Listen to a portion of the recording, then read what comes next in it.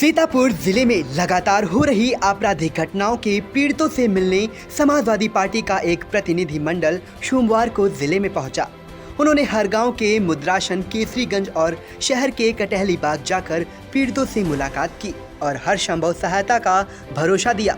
सपा के राष्ट्रीय अध्यक्ष अखिलेश यादव के निर्देश पर गठित इस प्रतिनिधि मंडल का नेतृत्व जिले के महमूदाबाद से विधायक नरेंद्र सिंह वर्मा ने किया तथा इसमें बाराबंकी से एमएलसी राजेश यादव एवं विधायक मनीष रावत, सपा महिला सपा की प्रदेश उपाध्यक्ष जरीना उस्मानी व जिला अध्यक्ष छत्रपाल सिंह यादव शामिल रहे। घटनाओं के पीड़ितों से मिलने के बाद ये नेतागढ़ सपा कार्यालय पहुंचकर मीडिया से मुखातिब हुए और अपनी बात हर गांव में मुद्रासन के डॉक्टर हत्याकांड, शहर के कलेक्ट्रेट कॉलोनी में सहायक कोषाधिकारी की पत्नी पर हमला व लूट, मिश्रिक में व्यापारी से दिन दहाड़े गोली मारकर लाखों की लूट, पिशावा में रेप की घटना को छेड़खानी में लिखे जाने और लहरपुर के नौवापुर की घटनाओं को योगी सरकार में कानून व्यवस्था ध्वस्त होने का प्रमाण बताया। नेताओं ने कहा, इतना सब होने के बावजूद राजधानी से महज 100 किलोमीटर दूर पर ये घटनाएं सरकार और उसमें बैठे लोगों को न दिखाई देती हैं और न ही सुनाई देती हैं। गत दिनों में सीएम योगी द्वारा मुलायम सिंह यादव को अब्बा जान कहे जाने जैसे वक्तव्य पर सवाल पूछा गया तो वरिष्ठ नेता नरेंद्र सिंह वर्मा ने मोर्चा संभालते हुए कहा कि सभ्य समाज में ऐसी टिप्पणी जायज नहीं है। हमारे पास उनके लिए इससे भी बड़ी बड़ी टिप्पणियां हैं। ये टिप्पणी उनके चाल चरित्र और चिंतन को दर्शाती हैं। इस दौरान पूर्व विधायक राधेश्याम जायसवाल, अनिल वर्मा, रमेश राही, कार्यालय प्रभारी जय सिंह यादव, किरण पाशी, प्रियंका रावत, ओमेंद्र वर्मा, मदन कनौजिया, शेखर यादव, मोहम्मद सलीम, उद्देश्य निगम, राजेश कनौजिया तथा दिग्विजय सिंह आदि मौजूद रहे। आज जो हर गांव वाली घटना थी उस पर कमेटी बना के भेजा है माननीय मंत्री जी के नेतृत्व में। एक डॉक्टर जो कोरोना काल में निःशुल्क जन सेवा कर रहा, अपने जान को जोखिम में डाल करके जनता के लिए अपनी जान की परवाह न किया, उसका पिछला फेसबुक अकाउंट देख लिया जाए और उसका सर काट दिया जाता है, हाथ काट के अलग कर दिए जाते हैं और उत्तर प्रदेश में बैठी गूंगी बहरी सरकार कहती है कानून का राज। मैं पूछना चाहता हूं, लखनऊ से 70-100 किलोमीटर की दूरी पर कैसा खौफ है कानून का? क्या कहते आए थे? कानून का राज होगा, न गुंडा राज न भ्रष्टाचार। सारे अधिकारी सिर्फ और सिर्फ भ्रष्टाचार में जुटे हुए हैं। सारे लोग सिर्फ और सिर्फ पैसे वसूली हो, इनके विधायक, इनके अधिकारी सिर्फ लूट का अड्डा बना रखा है। वो मां रो रही है, उसका बच्चा बताइए 98% पास करके आया है, नीट की परीक्षा के लिए रो रहे हैं। उनके घर कोई भी सरकार का नुमाइंदा नहीं गया है, कोई भी सरकार का प्रतिनिधि नहीं गया। आज 8 दिन हो गए, कोई सो नहीं पाया है। उसकी मां बिलक बिलक के रो रही है कि मुझे भय है। एक डॉक्टर है, एजुकेटेड परिवार है और तरह तरह के आरोप और लांछन लगा करके उस परिवार को बदनाम किया जा रहा है। मैं पूछना चाहता हूं, क्यों नहीं गया?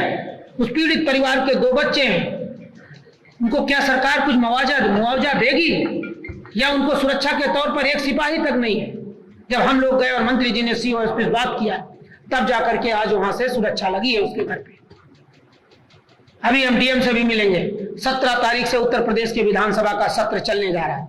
हम लोग विधानसभा में कानून व्यवस्था के नाम पर इस मुद्दे को उठाएंगे और उस पीड़ित परिवार को न्याय दिलाने की बात करेंगे और उसको मुआवजा दिया जाए, उनके बच्चों की पढ़ाई की व्यवस्था की जाए। ये जिम्मेदारी सरकार की है। सरकार में बैठे लोग क्या कर रहे हैं? अभी बताइए, एक व्यापारी है यहाँ मिश्रिक में, दिन दहाड़े गोली मार दी जा रही, लूट लिया गया, कोई कुछ बोल रहा है?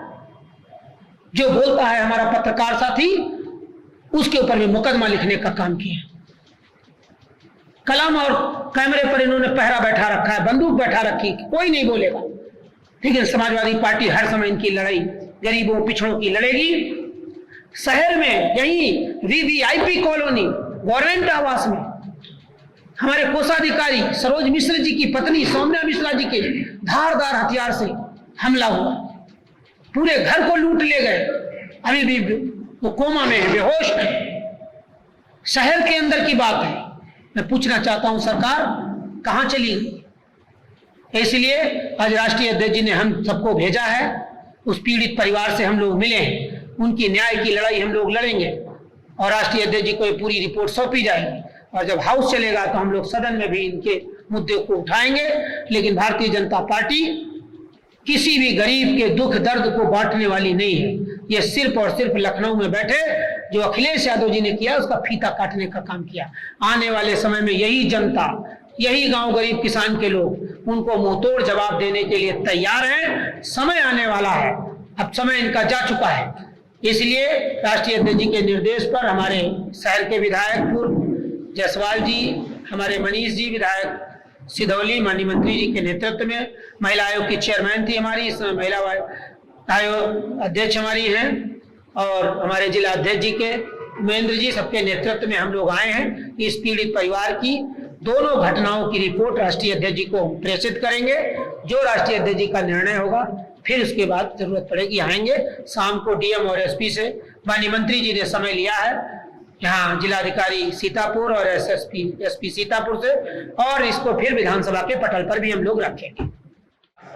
प्रदेश से प्रतिनिधिमंडल जिसमें राजू यादव जी एमएलसी बाराबंकी से, हमारी बड़ी बहन श्रीमती जरीना उस्मानी जी जो महिला चेयरमैन रही लखनऊ से, आदरणीय छत्रपाल जी हमारे जिलाध्यक्ष जी, मनीष रावत जी हमारे पूर्व विधायक जी, श्री राधेश्याम जायसवाल जी, भैया राही जी, हम सब लोग सबसे पहले लहरपुर गए। केसरीगंज जो घटना हुई थी, डॉक्टर एमपी वर्मा की हत्या की गई तलवार से काट करके। उनका एक बेटा है, एक बेटी है। बेटी का उसी दिन रिजल्ट आया था और 92 के ऊपर उनकी मार्किंग आई थी, 98। बेटा उनका नीट की तैयारी कर रहा है और एक भरे पूरे परिवार को मार दिया गया। उनके पिताजी भी घायल हैं। अधिकारियों ने उनको सुरक्षा का वादा किया था। हम जब मौके पर गए, हमारा प्रतिनिधिमंडल गया, तो वहां पर सुरक्षा नाम के कोई स्थिति नहीं थी, शून्य था। परिवार बहुत डरा हुआ और सहमा हुआ है। सरकार संवेदनशील नहीं है। कुछ लोग दाएं बाएं उड़ा रहे थे, जमीन का विवाद था।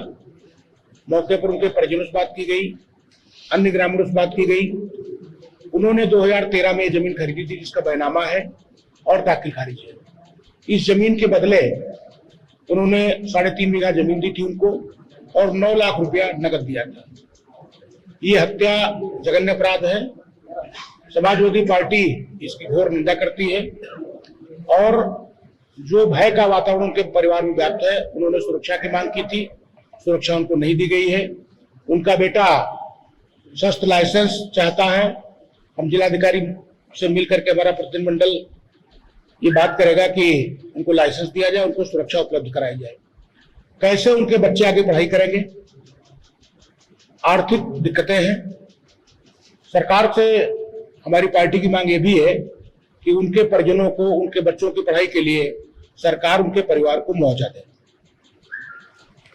नंबर 2, सीतापुर शहर में कलेक्ट्रेट कॉलोनी में सोमवार को 1:30 बजे बदमाशों ने घुस करके कोषाधिकारी की पत्नी के ऊपर बाके से, गड़ासे से, धारदार हथियार से हमला किया।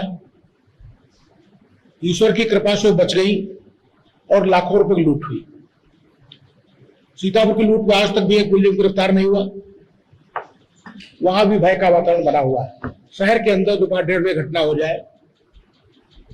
मिश्रिख में भारी लूट हुई, गोली मारी गई। आज भी लहरपुर में एक गिरी परिवार की मृत्यु हो गई। हत्या पहले मारा गया, फिर आज उनकी मृत्यु हो गई। पूरे प्रदेश, पूरे जनपद में कानून व्यवस्था ध्वस्त है और सरकार केवल नकली दिखावा कर रही है कि कानून व्यवस्था मेंटेन है। जीरो टॉलरेंस पर हमारी सरकार काम कर रही है। समाजवादी पार्टी इन पीड़ित परिवारों के साथ है और हम इनकी आवाज, हमारी पार्टी की आवाज जिला प्रशासन लेकर के सरकार के कानों तक और विधानसभा में भी इन पीड़ित परिवारों की आवाज हम उठाएंगे। आज पूरा प्रदेश त्राहिमाम है। पूरे जनपद में अपराध की बाढ़ आ गई है। लूट हो रही, बलात्कार हो रहे हैं, अभी रेप की घटना में 354 लिखा गया पिसावा में, उसके बाद उसको रेप में परिवर्तित किया गया। तमाम जनपद में घटनाएं हो रही हैं। आज भी लहरपुर गरीब एक परिवार की हत्या कर दी गई है। निश्चित तौर पर हमारी पार्टी के जिला प्रशासन से, पुलिस से मांग है कि अपराधियों के खिलाफ कठोर कार्रवाई की जाए।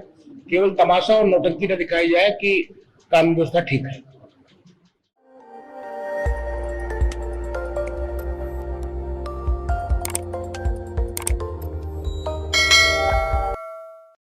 खबर आपकी, नजर हमारी। देखते रहिए आई इंडिया।